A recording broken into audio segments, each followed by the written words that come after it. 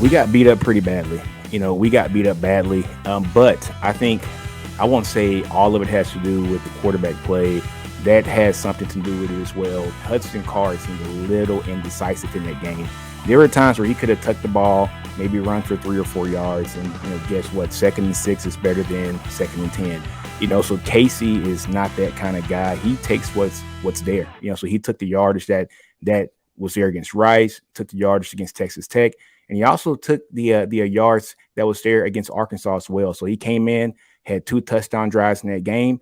I think Casey having the just the opportunity to actually run the ball when necessary and also be poised in the pocket has actually just kind of lifted this team, and it's actually lifted the whole line as well. Nick Battle on the line from Nino's Corner. Check him out here on YouTube, talking Texas football with the Longhorns headed on the road to take on TCU.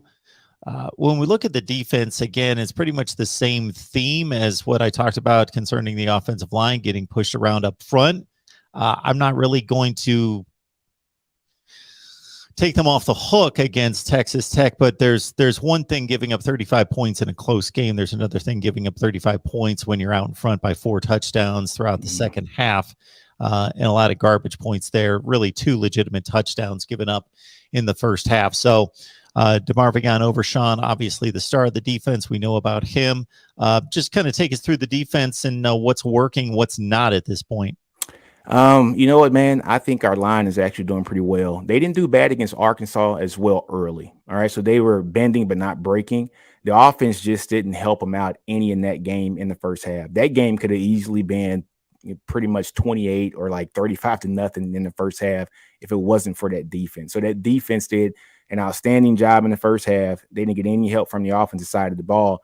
I think in the second half, they got tired. They got tired. They got pushed around. They got just basically bullied in that second half of the game because the offense couldn't, actually score points for them. But as you're seeing, as the season is going on, people got to understand when it comes to Texas, this is some of these guys' 4th coordinator here at this school. So they're learning a whole new system, so Coach K is doing a great job of actually just getting this system in. But you're actually seeing all of the wrinkles that are coming out now. So you're seeing Coburn come out and he's doing a good job. You're seeing Alfred Collins doing a great job as well. You're seeing Sweat do an outstanding job. He's a big guy, also in the middle. But yeah, Overshawn is doing his thing. Brockenmeyer's doing his thing. Anthony Cook is doing an amazing job at that star position. So he's playing like the nickelback, an outstanding job. Josh Thompson as well. He's doing a great job. He had a pick 6 for us. Jamison, he actually gave up 2 pretty big plays last week. I don't know if that was just a little bit bored back there because I think the team at that point was up, I think 28 points, maybe 35 points, so we got to clean just a couple things up in the secondary. But other than that, man, the defense has been playing pretty good. Yeah, beautiful read by Josh Thompson on the out route that he took to the house on the pick 6. No doubt about that. And yeah, Anthony Cook with 6 tackles against Texas Tech. We got Nick Battle on the line from Nino's Corner talking up Texas football. Yeah, there's been some good, some not so good to the season thus far through 4 games.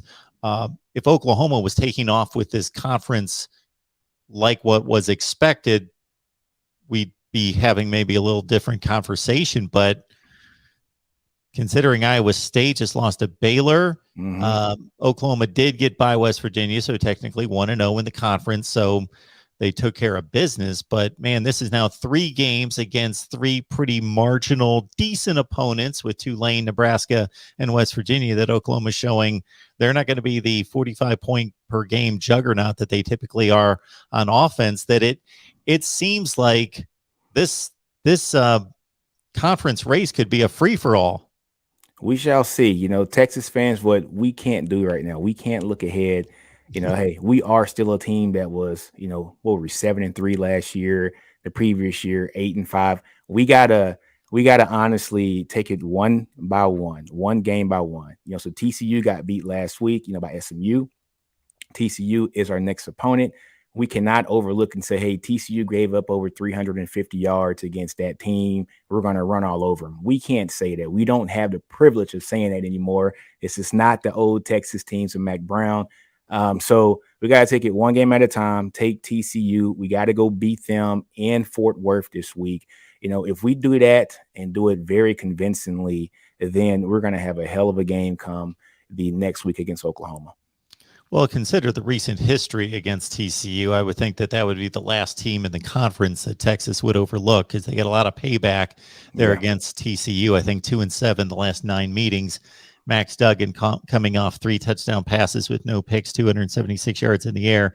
Zach Evans, a guy that we looked forward to seeing in college football as one of the top backs in the nation, hit up SMU 15 carries for $113. So yeah, TCU. Tay Barber through the air, 114 yards, a familiar name as well. So, yeah, TCU hosting Texas should be a good one. It should be an interesting one and a key one in the Big 12 race. Anything we've missed, Nick? I think we talked about it all, man. I'm just excited for this team. They have, 70 points is a lot, and I haven't seen it in a long time here. But this team looks like they're gelling at the right time. The offensive line looks really good. We got a 4-headed monster back there, at the actual disposition of running back Bijan Robinson. Like I'm saying, guys, he's probably the best running back here in the country. Casey Thompson is poised. He looks good, but it's only been for 2 games. And so we're going to see how all this goes on for just the rest of the season. But I'm excited for the team. I am. Nick, we appreciate you stopping by as always. All right, man. I appreciate it, Mark. Thanks again.